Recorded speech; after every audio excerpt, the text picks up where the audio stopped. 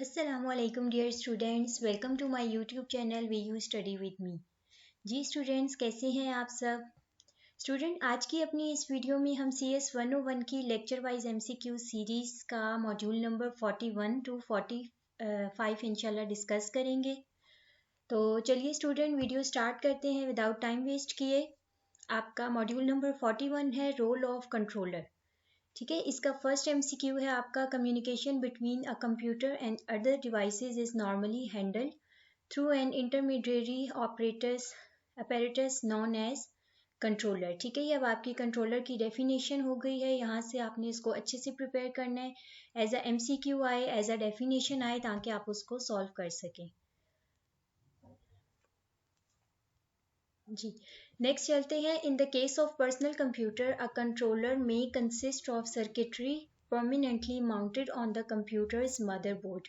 ये आपकी स्टेटमेंट मुझे इंपॉर्टेंट लगी थी तो मैंने यहाँ पे लिख दी है। अगर इससे रिलेटेड इनडायरेक्टली कोई MCQ आए तो आप सॉल्व कर सकें।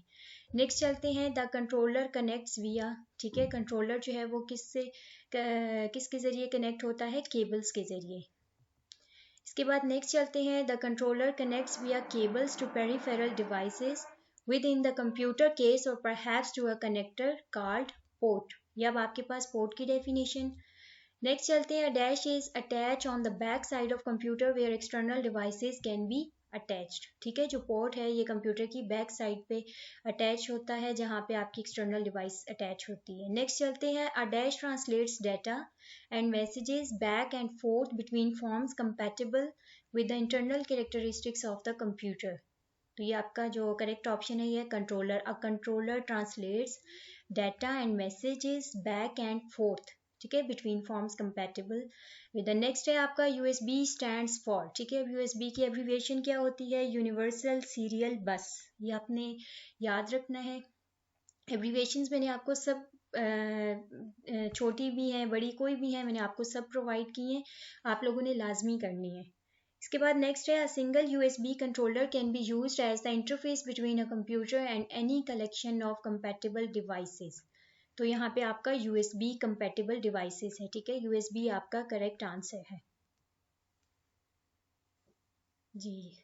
नेक्स्ट चलते हैं। Each controller communicates with the computer itself by means of connection to the same bus that connects the computer CPU and main memory। ये भी आपकी स्टेटमेंट है, ये आपकी ट्रू है। इससे कोशिश कीजिएगा आप लोग शॉर्ट लेक्चर्स लाजमी लें ताकि आप लोगों को आपके मॉड्यूल से रिलेटेड जो आपके कॉन्सेप्ट हैं वो क्लियर हो जाए। वीडियो ज़्यादा लेंथी ना हो तो मैं ज़्यादा एक्सप्लेन नहीं कर रही, आप लोगों ने शॉर्ट लेक्चर से इनको जहाँ पे आपको मुश्किल लगे या कहीं पे भी आपका कोई कॉन्सेप्ट क्लियर नहीं है तो आप लोग शॉर्ट लेक्चर्स लाजमी ले लीजिए ताकि ये MCQs भी आपको अच्छे से समझ आ जाए। नेक्स्ट चलते हैं जी ये मॉड्यूल नंबर 1 आपका हो गया है कंप्लीट। इसके बाद है आपका module 42 direct memory access and hand shaking.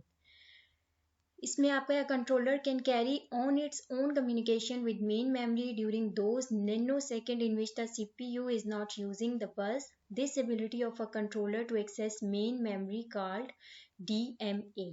ठीक है, अब आपकी ये DMA यानी ये मैंने नेक्स्ट देखे DMA stands for direct memory access. अब डायरेक्ट मेमोरी एक्सेस क्या होती है, इसमें आपकी ये वाली डेफिनेशन आ जाएगी। ठीक है, नैनो सेकेंड्स में जो है वो काम करती है। ये sorry a controller can carry on its own communication, अपनी ही कम्युनिकेशन को कैरी कर सकता है कितने उसमें नैनो सेकेंड्स में। ठीक है, ड्यूरिंग नैनो सेकेंड्स। उसके बाद सेकंड हमने कर लिया DMA stands for direct memory access. Third है आपका the controller performs the read operation and deposits the data in main memory via DMA। ठीक है, कंट्रोलर जो है वो परफॉर्म करता है रीड ऑपरेशन और डिपॉजिट करता है डाटा को किस मेन मेमोरी में, और ये आपका DMA करता है विया DMA। ठीक है, DMA के जरिए। नेक्स्ट चलते हैं। Which of the following CPU fetches its instruction from main memory over a central bus. इसको हम कहते हैं von Neumann bottle neck.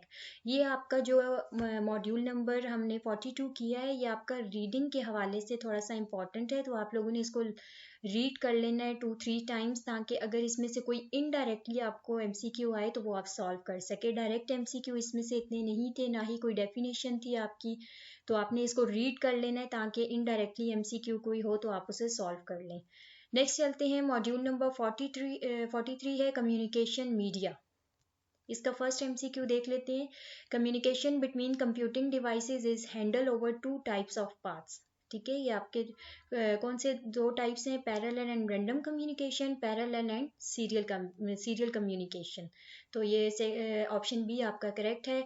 In dash communication several signals are transferred at the same time each on a separate line. अब आपने ये याद रखना है कि पैरेलल कम्युनिकेशन में आपके जो बहुत सारे सिग्नल ट्रांसफर एक ही, यानी कि at a time same time में आपके बहुत सारे सिग्नल्स जो हैं वो ट्रांसफर होते हैं। और आपका अभी हम नेक्स्ट देखेंगे सीरियल कम्युनिकेशन में क्या होता है। ठीक है, parallel communication requires complex architecture. इसका जो आर्किटेक्चर होता है वो थोड़ा कॉम्प्लेक्स होता है। नेक्स्ट चलते हैं। In serial communication data transfers one after the other. ठीक है, ये आपकी ट्रू है, यानी अब आपने याद रखना है कि जो आपका पैरेलल कम्युनिकेशन है उसमें सेवरल सिग्नल सेम टाइम में ट्रांसफर होते हैं, जबकि आपकी जो सीरियल कम्युनिकेशन है उसमें डाटा आपका एक के बाद दूसरा ट्रांसफर होता है। ठीक है, पैरेलल कम्युनिकेशन में आपको जो इसका आर्किटेक्चर है वो थोड़ा कॉम्प्लेक्स होता है, जबकि सीरियल कम्युनिकेशन का जो है वो सिंपल पाथ होता है। ये आपने डिफरेंस इनमें बहुत अच्छे से याद रखना है, ये एमसीक्यू इंपॉर्टेंट है, आपसे पूछे जा सकते हैं। ठीक है, नेक्स्ट चलते हैं। Data transfer rate of serial communication is relatively slower then parallel communication. अब जो सीरियल कम्युनिकेशन का डाटा होता है, डाटा ट्रांसफर रेट, वो आपका स्लोअर होता है किससे? पैरेलल कम्युनिकेशन से। ठीक है, यूएसबी एंड फायर, अब ये किसकी एग्जाम्पल है? ये आपकी सीरियल कम्युनिकेशन की एग्जाम्पल है। इसके बाद आपका MCQ 8 है। In serial communication which one of the following is used for converting bit patterns to audible tones. ठीक है, अब इनमें सीरियल कम्युनिकेशन में इनमें से कौन सा जो है वो यूज होता है किस चीज के लिए? बिट पैटर्न को ऑडिबल टोन्स में कन्वर्ट करने के लिए। तो वो आपका मोडेम यूज होता है, और मोडेम का मैंने आगे लिख दिया, ये मोडेम की वो क्या है? Modulator, demodulator. ठीक है, DSL is abbreviation of digital subscriber line. ठीक है, आपका ये भी ट्रू है। इसके बाद है in cable modem bits are transferred from one computing component to another measured in bits per second. ये आपकी स्टेटमेंट है, इंपॉर्टेंट थी, मैंने यहाँ लिख दी है। इसके बाद आपको पता होना चाहिए 8 kbps जो है वो आपके पास किसके इक्वल होता है? 1 KB पर सेकेंड के। नेक्स्ट है आपका USB and fire wire provide dash 100 MBPs। ठीक है, तो ये आपका होगा सेवरल 100। जी स्टूडेंट, उम्मीद करती हूँ यहाँ तक आपको समझ आ गई होगी। नेक्स्ट चलते हैं, मॉड्यूल 44 है आपका पाइपलाइनिंग। इसका फर्स्ट एमसीक्यू है। Electric pulses travel through a wire no faster than the speed of light. ये आपका ट्रू है। ये जो मॉड्यूल है 44, ये भी आपका रीडिंग के हवाले से थोड़ा सा इंपॉर्टेंट है, आप इसको रीड कर लीजिएगा, क्योंकि इसमें पूरा एक ही पाइपलाइन का कॉन्सेप्ट आपको गिवन है कि पाइपलाइन में आपका जो वर्किंग है वो किस तरीके से होती है। ठीक है, तो ये आपका रीडिंग के हवाले से इम्पॉर्टेंट है, आपने इसको लाजमी रीड कर लेना है, ताकि अगर पेपर में कोई एमसीक्यू आए तो आप उसको सॉल्व कर सकें। इसमें से आपका जस्ट डायरेक्ट ये आपका एक ही एमसीक्यू मुझे मिला है जो मैंने यहाँ पे आपके लिए लिख दी है। नेक्स्ट चलते हैं, मॉड्यूल नंबर 45 है, ये आपका ऑपरेटिंग सिस्टम की हिस्ट्री है। ठीक है, इसमें देख लेते हैं आपके The computers of the 1940s and 1950s were not very flexible or efficient। ये आपकी ट्रू है। और अगर इसमें आपसे पूछा जाए कि जो 1940 और 50s के कंप्यूटर हैं उनका ऑक्यूपाइड एरिया मतलब क्या होता था, तो वो आपका इंटायर रूम होगा। ठीक है, मैंने साथ लिख दिया है। A dash is a storage organization in which objects are ordered in first out। ये अब क्यू है आपकी। अब क्यू की डेफिनेशन भी आप इसे कह सकते हैं। A queue is a storage organisation in which objects are ordered in first out. ठीक है, जैसे वो पहले आए पहले पाए वाला वो है। ठीक है, नेक्स्ट आपका चलते हैं। FIFO stands for first in first out, ये आपका ट्रू है। और यहाँ पे नेक्स्ट है आपका JCL stands for job control language.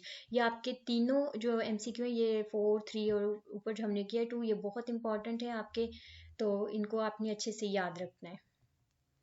इसके बाद आपकी 5 लास्ट MCQ है इसका. In early batch processing system each job was accompanied by a set of instruction explaining the steps required to prepare the machine for that particular job. These instructions were encoded using a system is known as JCL. ये अब आपकी full statement है, important लगी थी तो मैंने यहाँ पे लिख दी है, क्योंकि ये यहाँ से मे बी आपको कोई इसका जो है ना, a set of instruction explaining the steps required to prepare the machine for that particular job, इसमें से मे बी कोई इनडायरेक्टली आपको MCQ आ जाए, तो आपने ये JCL याद रखना है और इसको आपने अच्छे से प्रिपेयर करना है. जी स्टूडेंट्स, उम्मीद करती हूँ वीडियो आपको पसंद आई होगी. प्लीज़ मेरे चैनल को सब्सक्राइब कर दीजिए. मिलते हैं नेक्स्ट वीडियो में. अल्लाह हाफिज़.